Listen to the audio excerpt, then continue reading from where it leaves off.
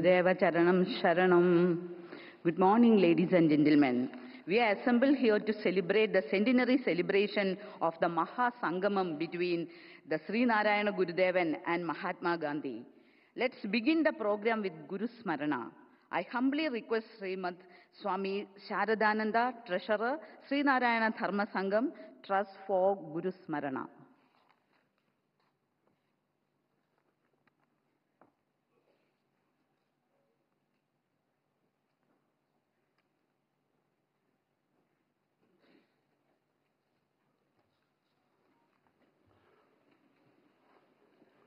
Om Yaddarshanam Nikhila Dukkaharam Pavitram Yadpada Pangajarajam Sakhanashagani Datri Pumardhani Jayasya Jayat Kripashri Narayanam Munivaram Tamaham Namami Shri Narayana Sadguru Guru Kripa Varanidhe Pahino Nadha Totpada Pangaja Smrudiriman Shuddhi Karotvanjasa Dharmastapana Karma Lolupamate Tam Brahma Radho Bhava Tasmai Shri Guru Murtaye Namaidam Narayanayannaham Om Shanti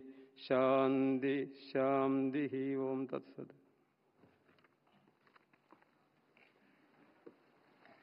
Pranam Swamiji.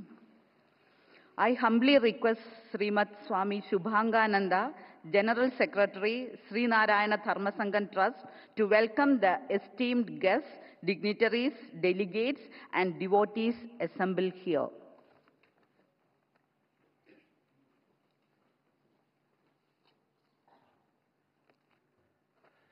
Om Sri Narayana Parama Gurave Namaha.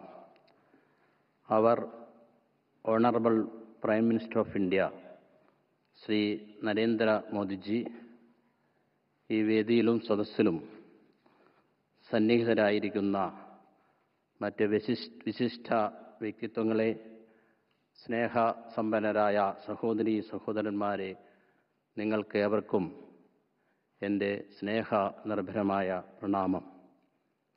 Sreenarayana ഗുരുദേവനും മഹാത്മാഗാന്ധിയുമായി നടന്ന സമാഗമത്തിൻ്റെ ശതാബ്ദി ആഘോഷത്തിൻ്റെ നിറവിലാണ് നാം എല്ലാവരും ഇന്നിവിടെ സംഗമിച്ചിരിക്കുന്നത്.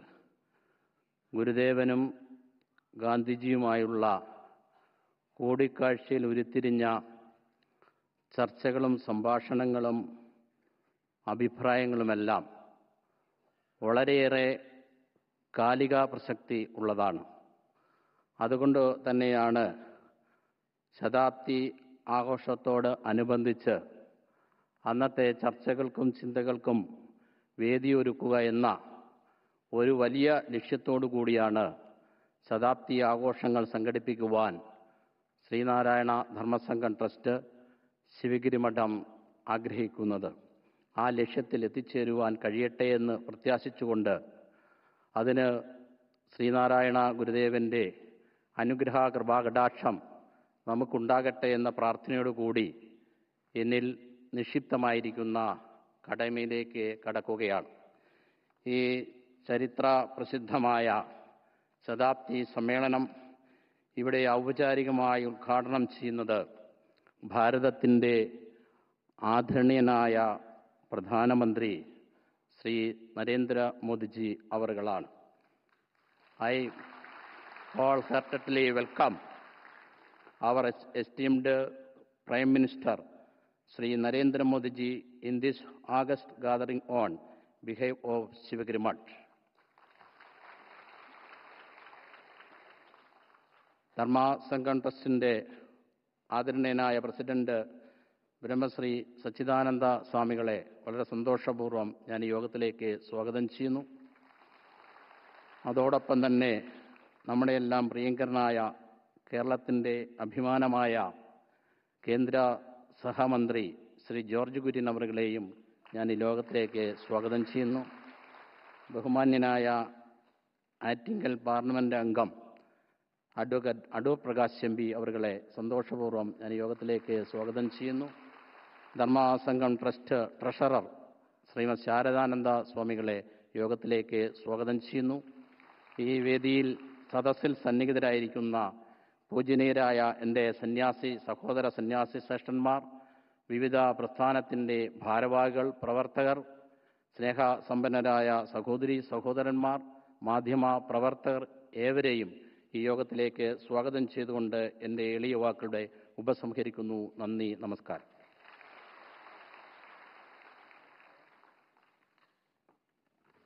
Pranam Swamiji. Next, I humbly request Sri Adur Prakash, Honorable Member of the Parliament, to deliver the remarks.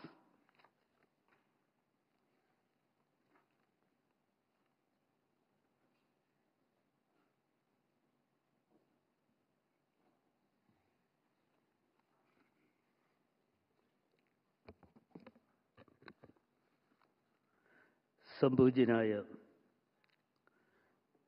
ഇന്ത്യയുടെ പ്രധാനമന്ത്രി ശ്രീ നരേന്ദ്രമോദിജി, ഈ ചടങ്ങിൻ്റെ അധ്യക്ഷത വഹിക്കുന്ന സച്ചിദാനന്ദ സ്വാമിജി, ബഹുമാന്യനായ കേന്ദ്ര മന്ത്രി ശ്രീ ജോർജ് കുര്യൻ അവറുകൾ, ശ്രീ സുഭാംഗാനന്ദ സ്വാമികൾ, ശാരദാനന്ദ സ്വാമികൾ,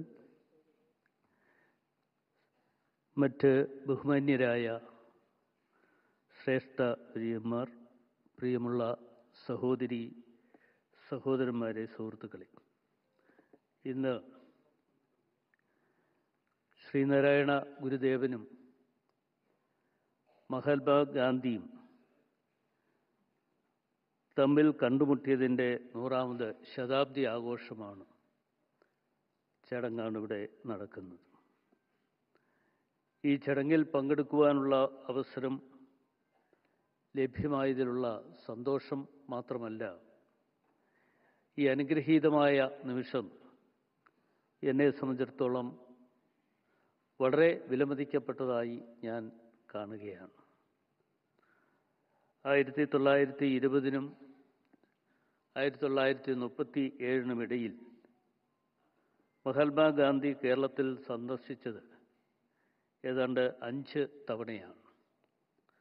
ഏതാണ്ട് 45 ദിവസങ്ങളിലായി കേരളത്തിൽ അദ്ദേഹം സഞ്ചരിക്കുകയുണ്ടായി. കേരളത്തിൻ്റെ മനസ്സിലേക്കുള്ള വെളിച്ചം കൂടുതൽ തെളിമയോടെ കടന്നു വരുന്ന ദിവസങ്ങളായി അതിനെ കാണുകയാണ്.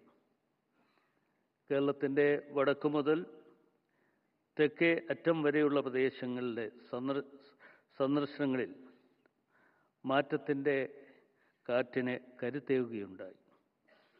മദ്യ നിരോധനം, ഐത്തോച്ചാടനം, സ്ത്രീ പുരുഷ സമത്വം, സ്ത്രീ സുരക്ഷ, വ്യക്തി ശുചിത്വം, ഖാദി ഗ്രാമ വ്യവസായങ്ങളുടെ പ്രോത്സാഹനം, സാമൂഹ്യ നീതി തുടങ്ങിയ ആശയങ്ങൾക്ക് പ്രാധാന്യം നൽകുകയുണ്ടായി. 1925 മാർച്ച് വരെയുള്ള രണ്ടാം കേരളത്തിലേക്കുള്ള സന്ദർശനം കൊച്ചിയിൽ നിന്നും തുടങ്ങി പാലക്കാടാണ് അവസാനിച്ചത്. വൈക്കം സത്യാഗ്രഹ വേദിയിൽ മഹാത്മാഗാന്ധി എത്തിയത് അങ്ങനെയാണ്. വൈക്കം സത്യാഗ്രഹ വേദിയിൽ എത്തുവാൻ അതിനെ മുൻകൈ എടുത്തുകൊണ്ട് പ്രവർത്തിച്ചത് ശ്രീ ടി.കെ. മാധവൻ ആണ്. അദ്ദേഹത്തിൻ്റെ ഉപദേശാനുസരണം, അദ്ദേഹത്തിൻ്റെ നിർദ്ദേശാനുസരണം മഹാത്മാഗാന്ധി അവിടേക്ക് എത്തിച്ചേരുകയാണ് ചെയ്തിട്ടുള്ളത്. അതുകൂടാതെ 1925 ഗുരുവിന് ഏതാണ്ട് 70 വയസ്സ് പ്രായം ഉള്ള സമയത്താണ് മഹാത്മാഗാന്ധിജിയുമായി കൂടിക്കാഴ്ച നടത്തുന്നത്.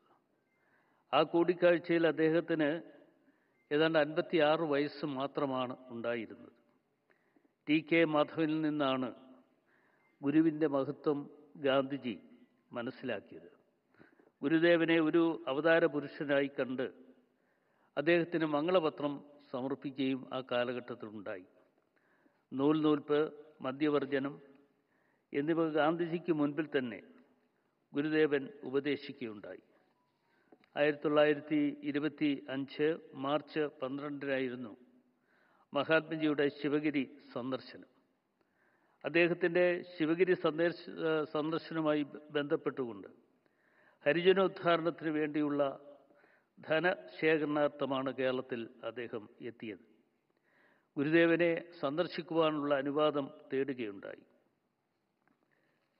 അനുവാദം തേടി വളരെ ആർഭാടത്തോടുകൂടി ഗുരുദേവനും അന്തേവാസികളും അദ്ദേഹത്തെ സ്വീകരിക്കുകയാണ് ചെയ്തത്. ഹിന്ദുമതത്തിലെ ജാതി വ്യത്യാസം അംഗീകരിക്കുന്ന മട്ടിലായിരുന്നു ഗാന്ധിയുടെ സംഭാഷണത്തിൻ്റെ തുടക്കം. ആ സംഭാഷണത്തിൻ്റെ തുടക്കം ഒരു മാവിൻ ചുവട്ടിലായിരുന്നു എങ്കിൽ ആ മാവിലകളെ ചൂണ്ടിക്കാണിച്ചുകൊണ്ട് ഗാന്ധിജി സമർത്ഥിക്കുവാൻ ശ്രമിച്ചത് ഈ ഇലകളുടെ രൂപവും ഭാവവും വ്യത്യസ്തമാണ്.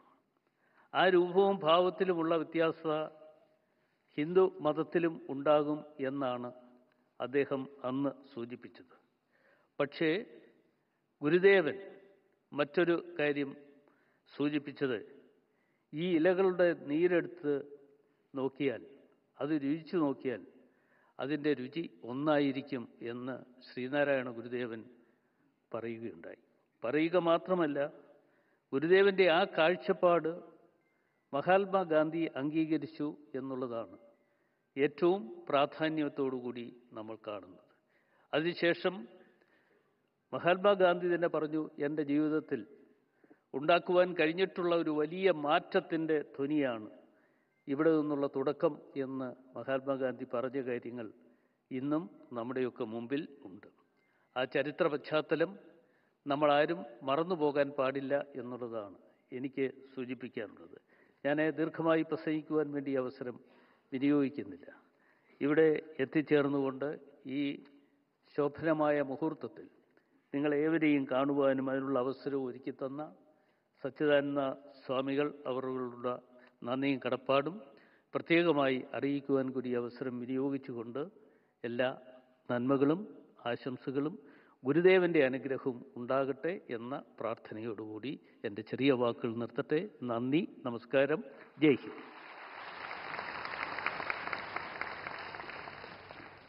Thank you, sir.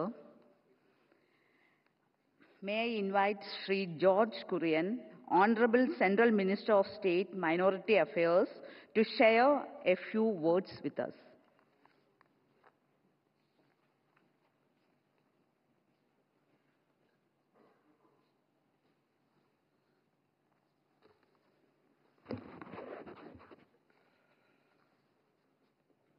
Honorable Prime Minister Modi ji,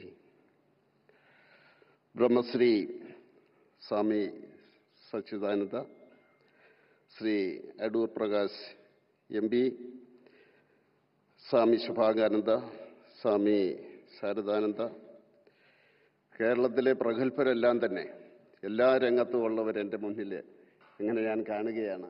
അതാണ് ഗുരുദേവൻ്റെ ആശയത്തിൻ്റെ വിജയം എന്നാണ് ഞാൻ കരുതുന്നത്. എല്ലാവരെയും ഒന്നാക്കുന്ന ഗുരുദേവൻ്റെ മുമ്പിൽ ആദ്യമായി പ്രാർത്ഥിച്ചുകൊണ്ട് ഞാൻ തുടങ്ങട്ടെ. മഹാത്മാവും മഹാഗുരുവും 100 വർഷങ്ങൾക്ക് മുമ്പ് അവരൊന്നായി. അവരുടെ ആശയങ്ങൾ പങ്കുവച്ചു. മഹാത്മാവിൻ്റെ ആശയങ്ങളും മഹാഗുരുവിൻ്റെ ആശയങ്ങളും ഏതാണ്ട് ഒന്നു തന്നെയായിരുന്നു എന്ന് അവർക്ക് മനസ്സിലായി. രണ്ടുപേരെയും ഭാരതത്തിലെ ജനങ്ങൾ നെഞ്ചോട് ചേർത്ത് നിർത്തി. ഈ അവസരത്തിൽ ഞാൻ ഒരു കാര്യം മാത്രമേ പറയുന്നുള്ളൂ. ഗുരുദേവൻ മുന്നോട്ട് വെച്ച അഷ്ടലക്ഷ്യങ്ങൾ, ഓരോ കാര്യം ചെയ്യുന്ന അവസരത്തിൽ അതിന് സാമൂഹികമായിട്ടുള്ള ലക്ഷ്യമുണ്ടാകണം എന്നാണ് ഗുരുദേവൻ പറഞ്ഞത്. അത് തീർത്ഥാടനത്തിൻ്റെ കാര്യത്തിലാണെങ്കിൽ ആദ്യമായിട്ട് അദ്ദേഹം പറഞ്ഞത് വിദ്യാഭ്യാസം, ആധ്യാത്മിക ഗുരു ആദ്യം പറയുന്നത് വിദ്യാഭ്യാസത്തെ പറ്റിയാണ്. അതുകൊണ്ടാണ് ആ ഗുരുദേവനെ പോലെയുള്ള സാമൂഹ്യ പരിഷ്കർത്താക്കൾ നമ്മളെ പഠിപ്പിച്ചതുകൊണ്ടാണ് 1950 കേരളത്തിൽ 55% സാക്ഷരതയുണ്ടായിരുന്നു. അവിടെ നിന്നാണ് വിദ്യാഭ്യാസത്തിൻ്റെ കുതിപ്പ് തുടങ്ങുന്നത്. പിന്നെ അതുപോലെ തന്നെ എനിക്ക് പറയുവാൻ സാധിക്കും, it is connected to Modiji. See, all this Ashtalakshya, it is all adopted by Modiji. First is education. Gurudevan told that it is education first. That is why we can say now NEP is there. Education policy is there, introduced by Modiji. അടുത്തത് ശുചിത്വമാണ്, cleanliness. Swachh Bharat. See, the infant mortality rate of Kerala in 1950, it was almost the same to these European countries because of Gurudevan-like social reformers. Then Swachh Bharat.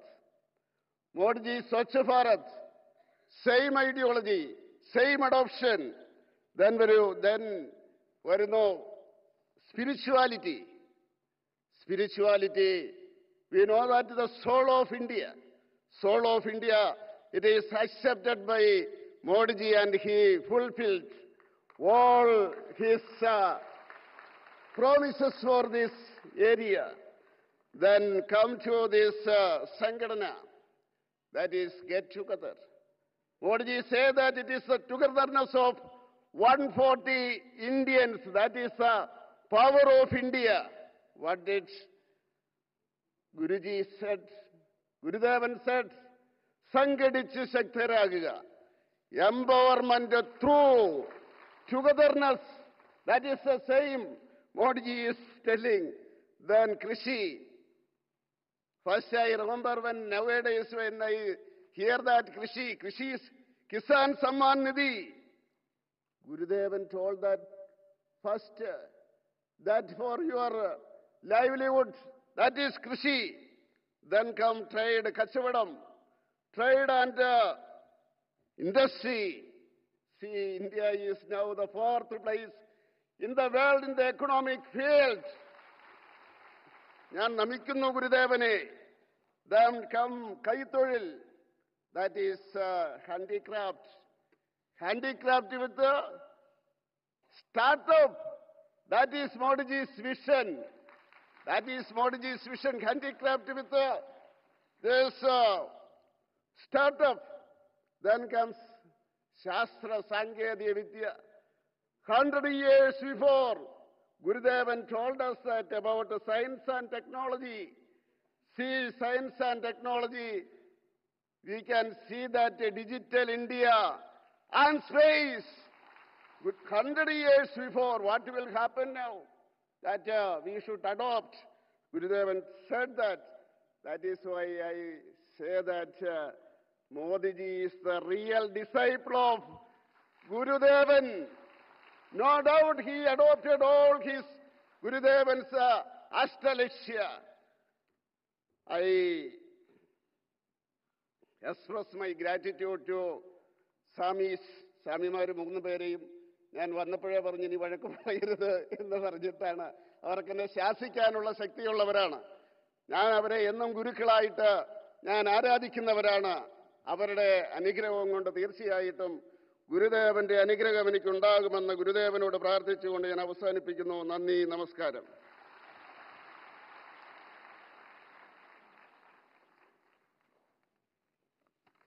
Thank you so much for your informative talk. Brahmasri Swami Sachidananda is the president of Sri Narayana Dharma Sangam Trust, Shivagiri Math, Varkala. I humbly request Swamiji to enlighten us with the spiritual discourse.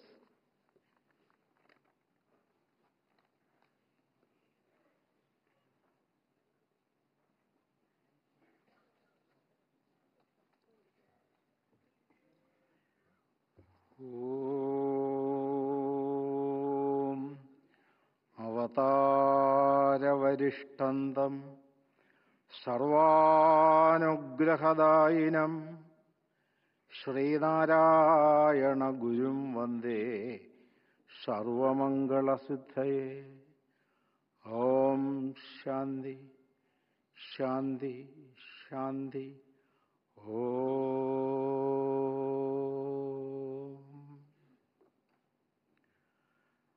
Sreenarayana ഗുരുദേവന്റെ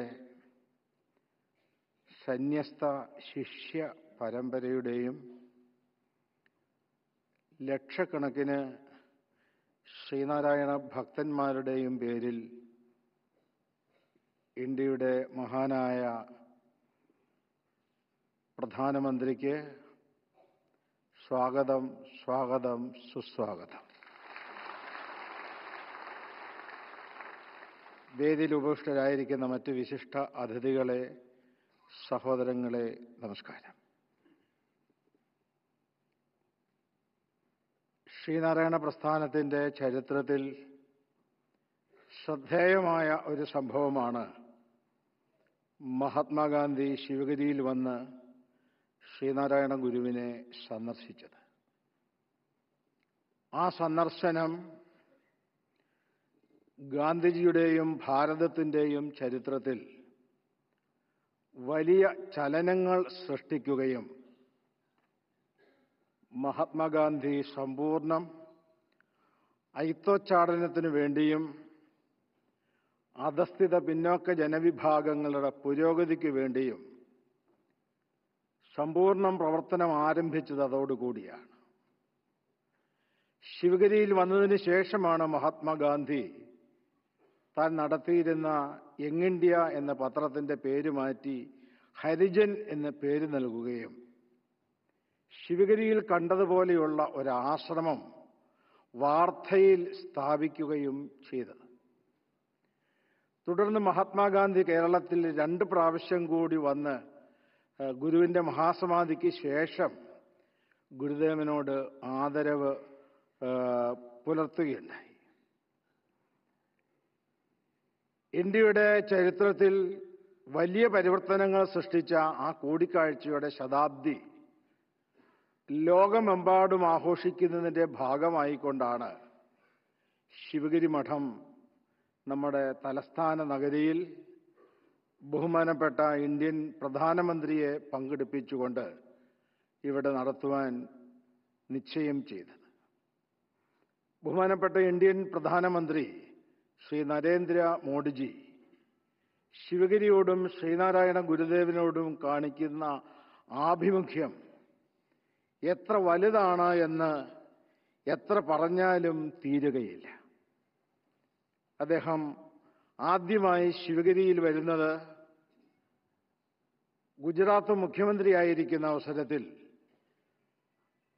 2013 അന്ന് ശിവഗിരിയിൽ അദ്ദേഹം ചെയ്ത പ്രസംഗം, യാതൊരു നോട്ടും കൂടാതെ 1 മണിക്കൂർ നേരം ചെയ്ത പ്രസംഗം ഞങ്ങളെല്ലാവരെയും ആശ്ചര്യപ്പെടുത്തിയ സംഭവമാണ്. അതിനുശേഷം ശിവഗിരിയിലേക്ക് ഞങ്ങൾ അദ്ദേഹത്തെ ക്ഷണിച്ചു. പക്ഷേ ആ അവസരത്തിൽ വരാൻ സൗകര്യമുണ്ടായില്ല.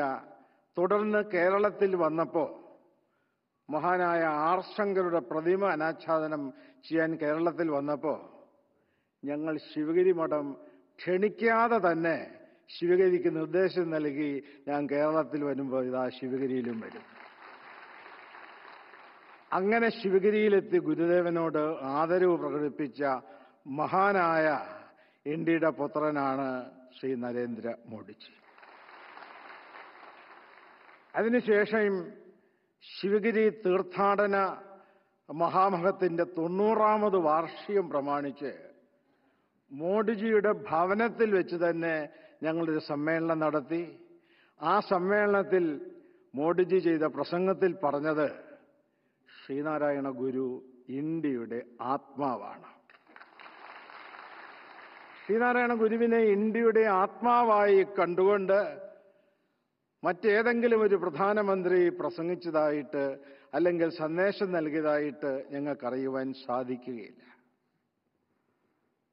പാർലമെന്റിൽ ശ്രീനാരായണ ഗുരുദേവന്റെ അരുവിപ്പുറം സന്ദേശം ജാതിഭേദം മതദ്വേഷം ഏതുമില്ലാതെ സർവരും സോദരത്വേന വാഴുന്ന മാതൃകാസ്ഥാനമാം ഇത് എന്നുള്ള ഗുരുവിന്റെ ആദ്യ സന്ദേശം, ആ സന്ദേശം അനുസരിച്ചുള്ള ഒരു ഭാരതത്തെ വാർത്തെടുക്കുവാൻ ഞങ്ങൾ ആഗ്രഹിക്കുന്നു എന്ന് അന്നത്തെ ഇന്ത്യൻ രാഷ്ട്രപതി ശ്രീ രാംനാഥ് കോവിന്ദ്ജിയെ കൊണ്ട് ആ പ്രസംഗം അവിടെ പാർലമെന്റിൽ മുഴക്കിയതിൽ ശ്രീനാരായണ സമൂഹത്തിനുള്ള ആദരവും ശ്രീനാരായണ സമൂഹത്തിനുള്ള അഭിമാനവും ഈ അവസരത്തിൽ ഞാൻ നിങ്ങളെ അറിയിക്കുകയാണ്.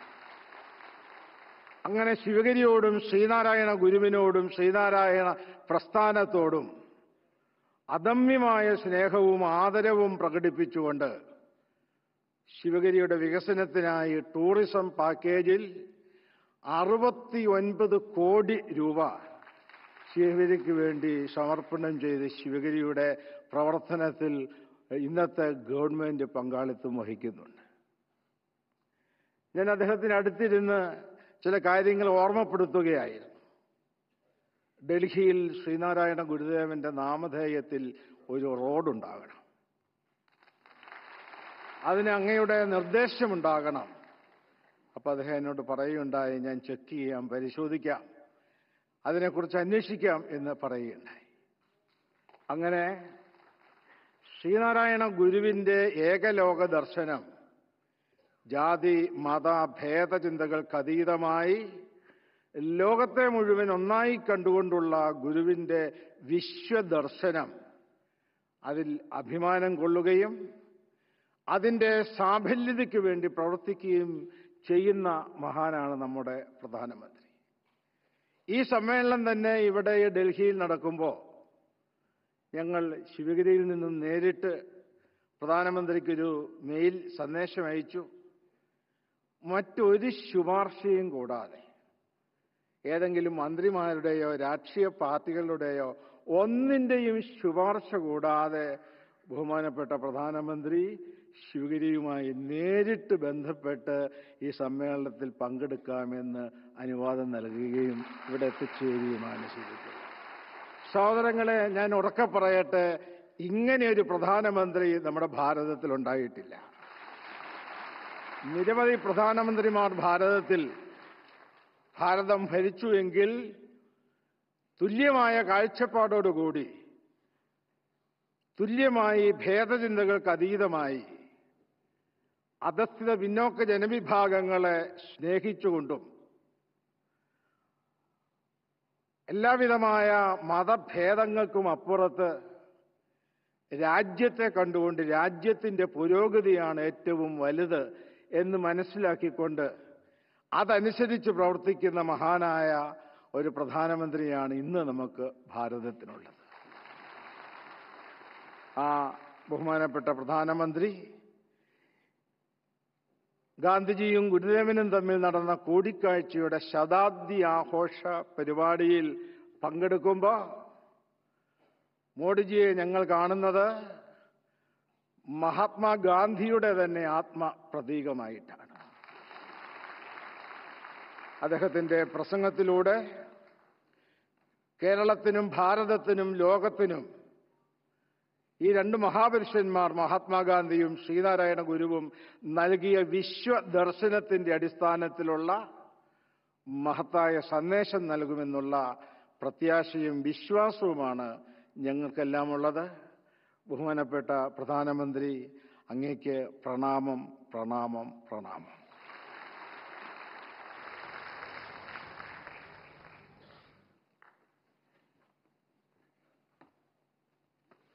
Pranam Swamiji.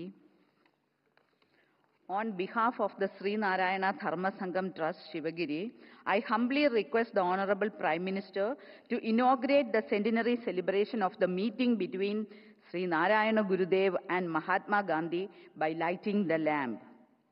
May I now request all our esteemed dignitaries on the stage to kindly come forward for the lighting of the ceremonial lamp. I also request Srimati Beena Baburam to hand over the lamp to the Honorable Prime Minister.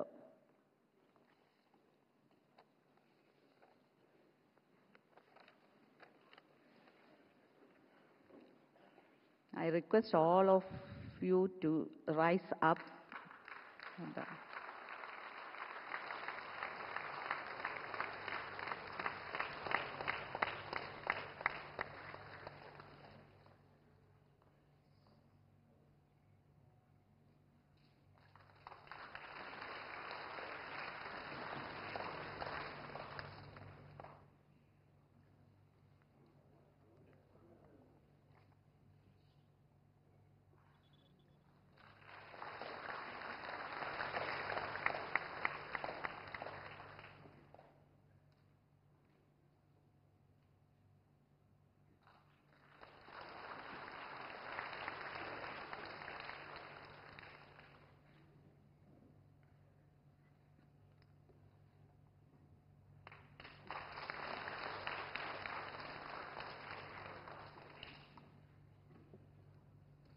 Thank you all.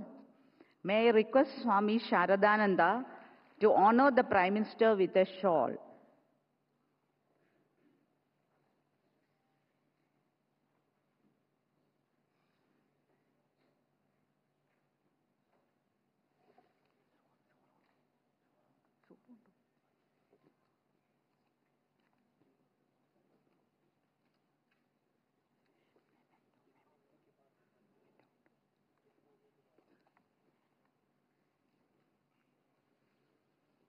May I request Swami Sharadananda to honor the Prime Minister with a shawl.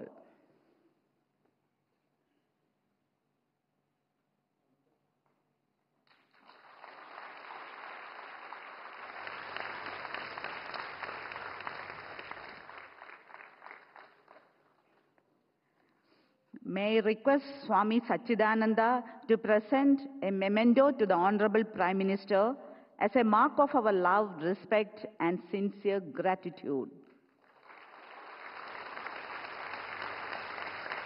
I also request Srimad Swami Shubhangananda to present books to the Honorable Prime Minister.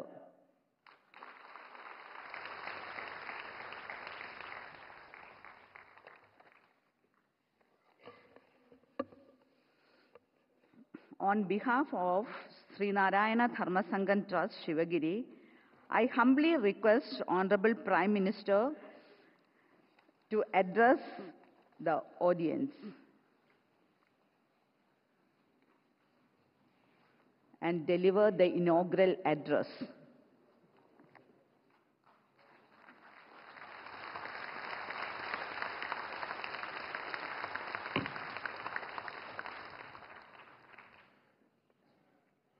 ब्रह्मर्षि स्वामी सच्चिदानंद जी, श्रीमठ स्वामी शुभंगानंदा जी, स्वामी शारदानंद जी, सभी पूज्य संतगण, सरकार में मेरे साथी Shri George Kurien जी, संसद में मेरे साथी श्री अडूर प्रकाश जी, अन्य सभी वरिष्ठ महानुभाव, देवी और सज्जनों, पिन्ने एंडे एल्ला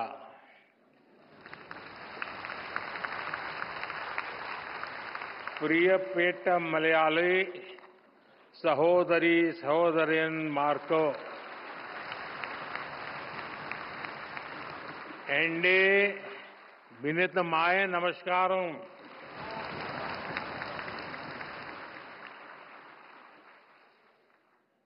आज ये परिसर देश के इतिहास की एक अभूतपूर्व घटना को याद करने का साक्षी बन रहा है। एक ऐसी ऐतिहासिक घटना जिसने न केवल हमारे स्वतंत्रता आंदोलन को नई दिशा दी, बल्कि स्वतंत्रता के उद्देश्य को, आजाद भारत के सपने को ठोस मायने दिए। 100 साल पहले श्री नारायण गुरु और महात्मा गांधी की वो मुलाकात आज भी उतनी ही प्रेरक है, उतनी ही प्रासंगिक है। 100 साल पहले हुई वो मुलाकात सामाजिक समरसता के लिए, विकसित भारत के सामूहिक लक्ष्यों के लिए आज भी ऊर्जा के बड़े स्रोत की तरह है। इस ऐतिहासिक अवसर पर मैं श्री नारायण गुरु के चरणों में प्रणाम करता हूं। मैं गांधी जी को भी अपनी श्रद्धांजलि अर्पित करता हूं। भाई बहनों, श्री नारायण गुरु के आदर्श पूरी मानवता के लिए बहुत बड़ी पूंजी है। जो लोग देश और समाज की सेवा के संकल्प पर काम करते हैं, श्री नारायण गुरु उनके लिए प्रकाश स्तंभ की तरह है। आप सभी जानते हैं कि समाज के शोषित, पीड़ित, वंचित वर्ग से मेरा किस तरह का नाता है, और इसलिए आज भी मैं जब समाज के शोषित, वंचित वर्ग के लिए बड़े निर्णय लेता हूं तो मैं गुरुदेव को जरूर याद करता हूं। 100 साल पहले के वो सामाजिक हालत, सदियों की गुलामी के कारण आई विकृतियां, लोग उस दौर में उन बुराइयों के खिलाफ बोलने से डरते थे, लेकिन श्री नारायण गुरु ने विरोध की परवाह नहीं की। वो कठिनाइयों से नहीं डरे, क्योंकि उनका विश्वास समरसता और समानता में था। उनका विश्वास सत्य, सेवा और सौहार्द में था। यही प्रेरणा हमें सबका साथ, सबका विकास का रास्ता दिखाती है।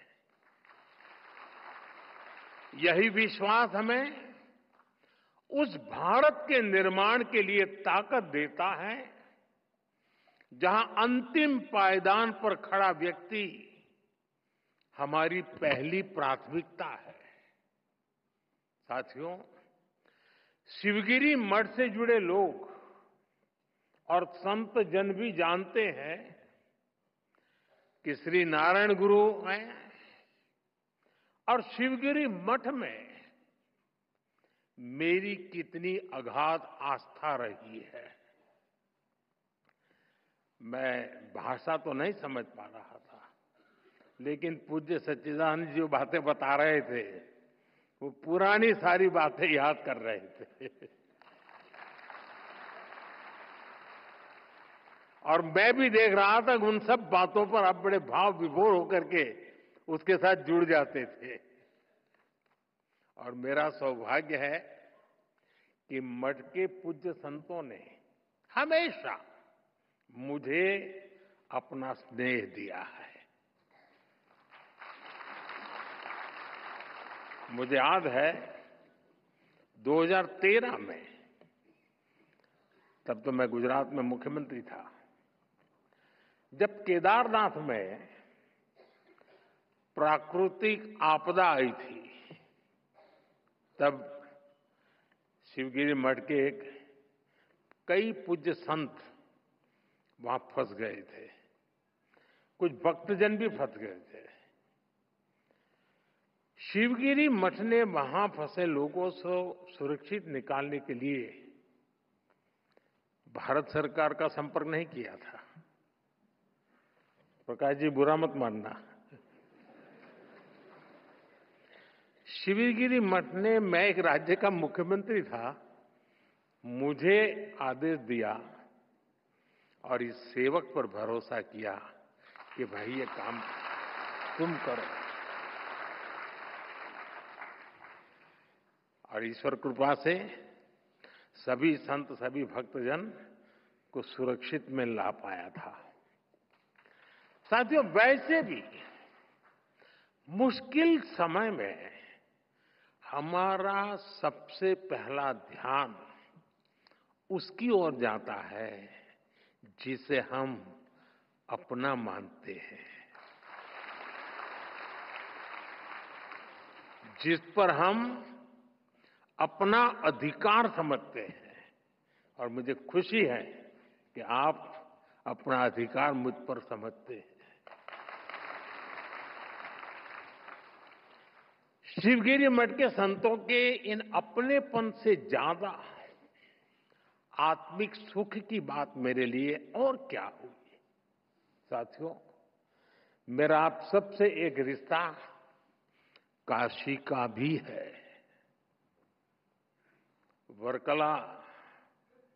वर्कला को सदियों से दक्षिण की काशी भी कहा जाता है। और काशी चाहे उत्तर की हो या दक्षिण की, मेरे लिए हर काशी मेरी काशी ही है।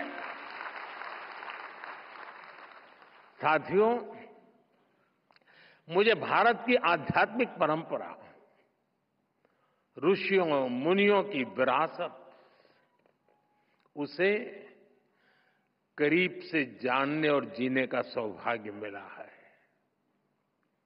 भारत की ये विशेषता है कि हमारा देश जब भी मुश्किलों के भंवर में फंसता है, कोई न कोई महान विभूति देश के किसी कोने में जन्म लेकर समाज को नई दिशा दिखाती है। कोई समाज के आध्यात्मिक उत्थान के लिए काम करता है, कोई सामाजिक क्षेत्र में समाज सुधारों को गति देता है। श्री नारायण गुरु ऐसे ही महान संत थे।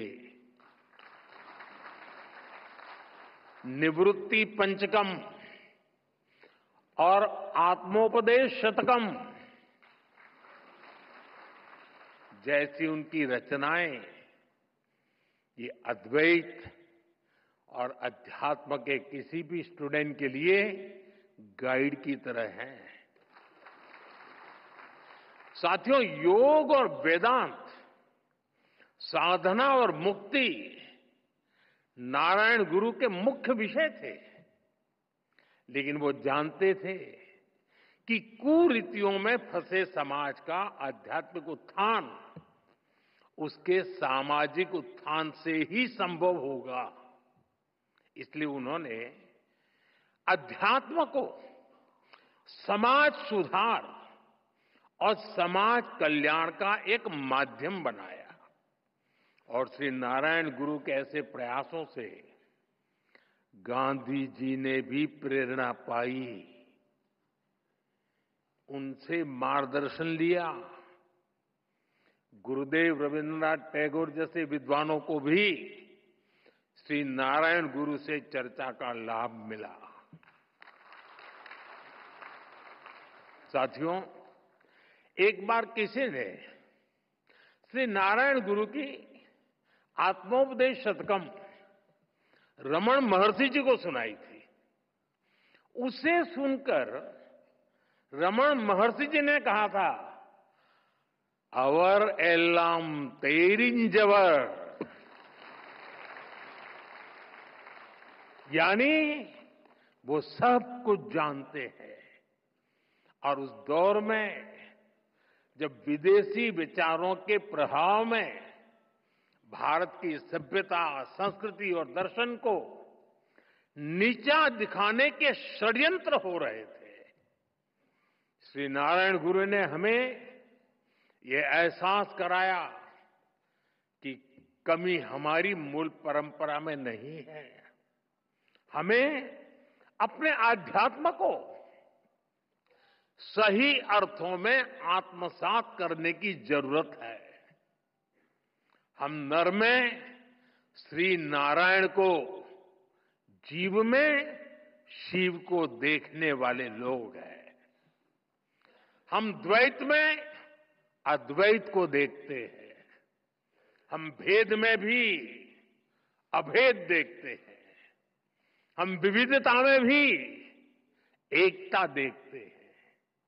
साथियों, आप सभी जानते हैं, श्री नारायण गुरु का मंत्र था, ओरु जाति, ओरु मतम, ओरु देवम, मनुष्यनु।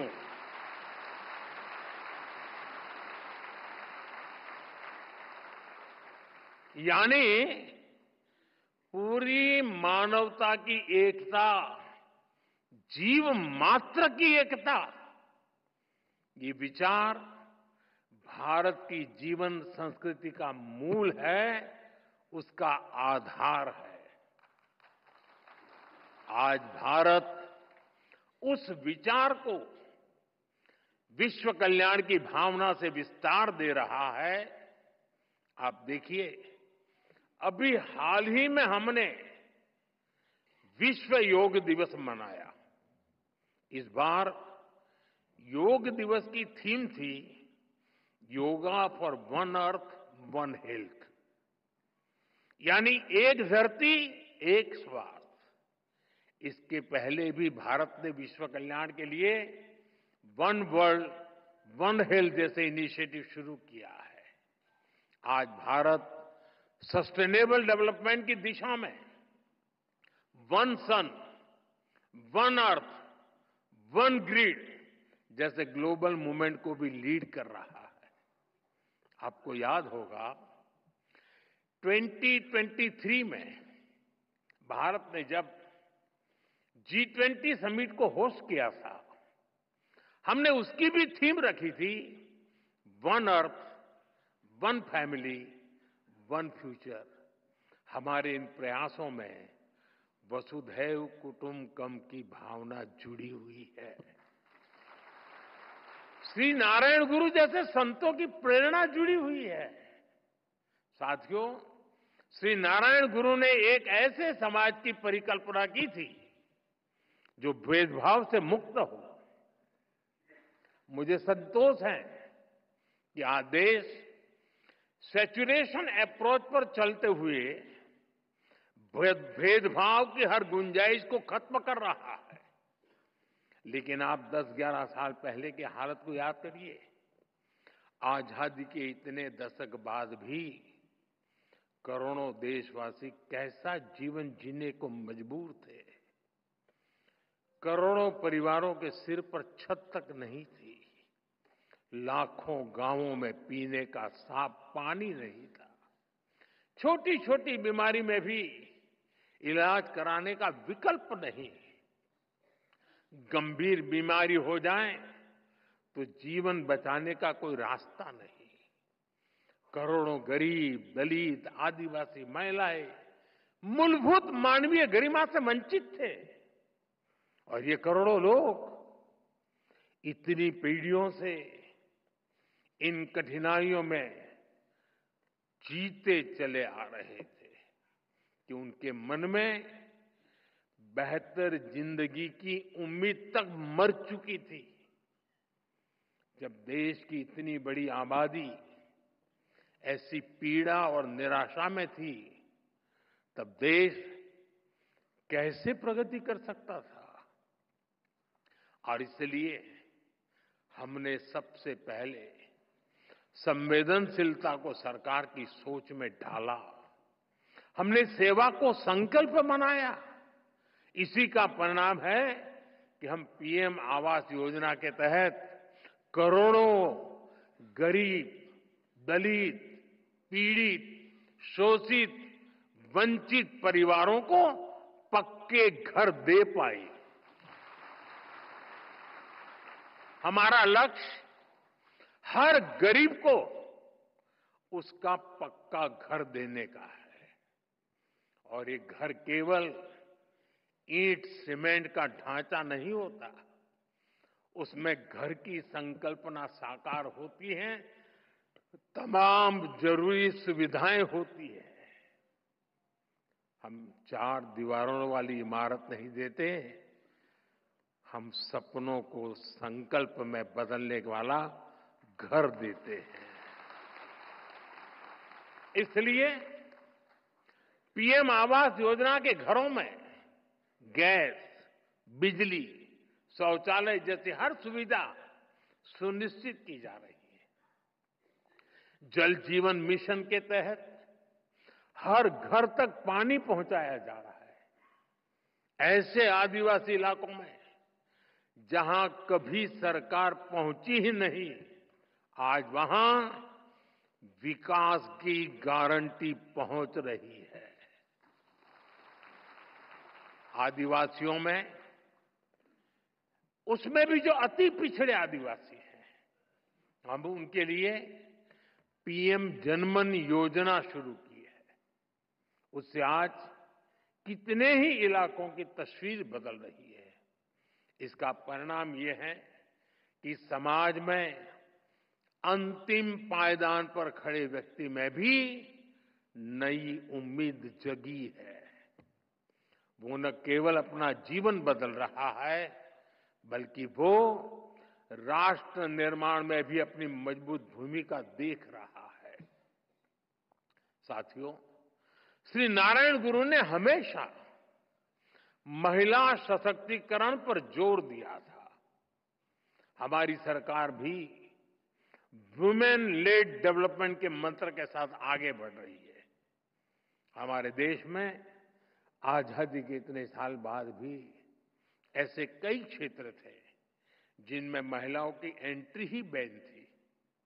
हमने इन प्रतिबंधों को हटाया, नए नए क्षेत्रों में महिलाओं को अधिकार मिले। आज स्पोर्ट्स से लेकर स्पेस तक हर फील्ड में बेटियां देश का नाम रोशन कर रही है। आज समाज का हर वर्ग, हर तबका एक आत्मविश्वास के साथ विकसित भारत के सपने को, उसमें अपना योगदान दे रहा है। स्वच्छ भारत मिशन, पर्यावरण से जुड़े अभियान, अमृत सरोवर का निर्माण, मिलेट्स को लेकर जागरूकता जैसे अभियान, हम जन भागीदारी की भावना से आगे बढ़ रहे हैं। 140 करोड़ देशवासियों की ताकत से आगे बढ़ रहे हैं। साथियों, श्री नारायण गुरु कहते थे, विद्या कौन प्रबुद्धर आऊ का, संगठना कौन शक्तर आऊ का, प्रयत्नम कौन संपन्नार आऊ का। यानी enlightenment through education, strength through organisation, prosperity through industry. उन्होंने खुद भी इस विजन को साकार करने के लिए महत्वपूर्ण संस्थाओं की नींव रखी थी। शिवगिरी में ही गुरुजी ने शारदा मठ की स्थापना की थी। मां सरस्वती को समर्पित ये मठ, इसका संदेश है कि शिक्षा ही वंचितों के लिए उत्थान और मुक्ति का माध्यम बनेगी। मुझे खुशी है कि गुरुदेव के उन प्रयासों का आज भी लगातार विस्तार हो रहा है। देश के कितने ही शहरों में गुरुदेव सेंटर्स और श्री नारायण कल्चरल मिशन मानव हित में काम कर रहे हैं।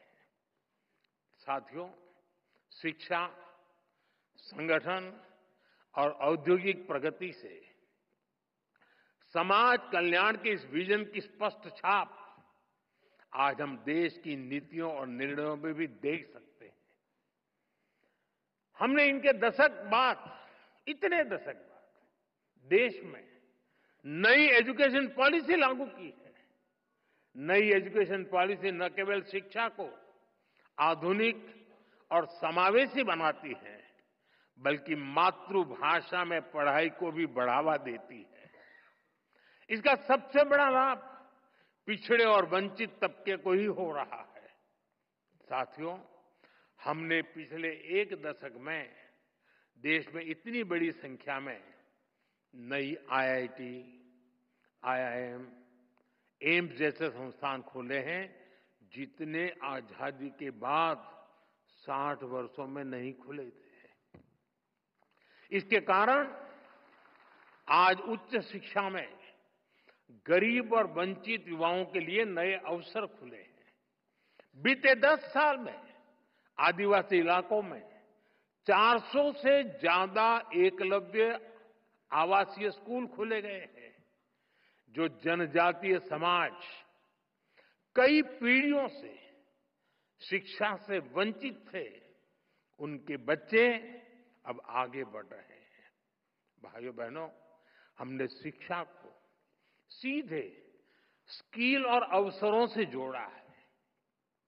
स्किल इंडिया जैसे मिशन देश के युवाओं को आत्मनिर्भर बना रहे हैं।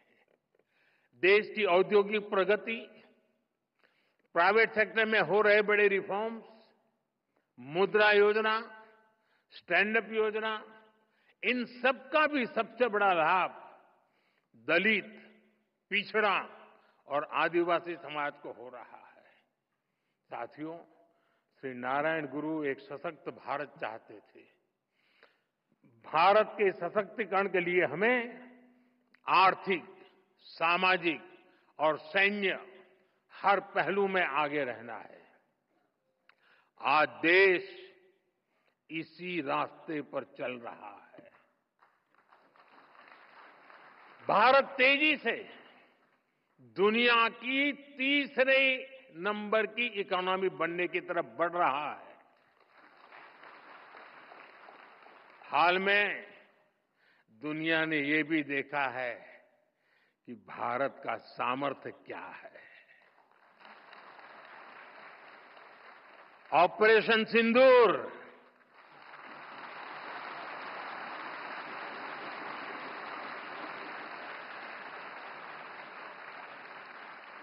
ऑपरेशन सिंदूर आतंकवाद के खिलाफ भारत की कठोर नीति को दुनिया के सामने एकदम स्पष्ट कर दिया है। हमने दिखा दिया है कि भारतीयों का खून बहाने वाले आतंकियों के लिए कोई भी ठिकाना सुरक्षित नहीं है।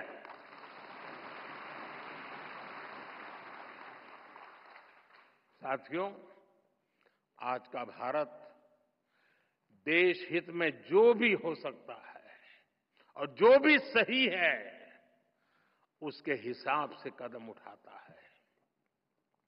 आज सैन्य जरूरतों के लिए भी भारत की विदेशों पर निर्भरता लगातार कम हो रही है।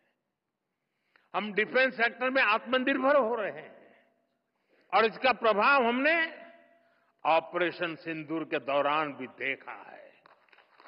हमारी सेनाओं ने भारत में बने हथियारों से दुश्मन को 22 मिनट में 22 मिनट में घुटने टेकने के लिए मजबूर कर दिया। मुझे विश्वास है आने वाले समय में मेड इन इंडिया हथियारों का डंका पूरी दुनिया में बजेगा।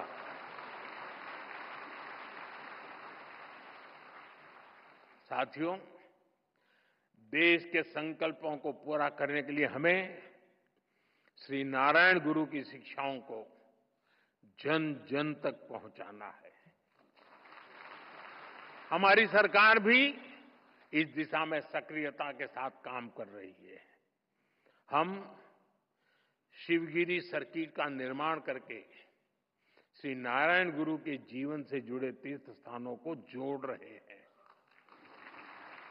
मुझे विश्वास है उनके आशीर्वाद, उनकी शिक्षाएं अमृतकाल की हमारी यात्रा में देश को रास्ता दिखाती रहेंगी। हम सब एक साथ मिलकर विकसित भारत के सपने को पूरा करेंगे।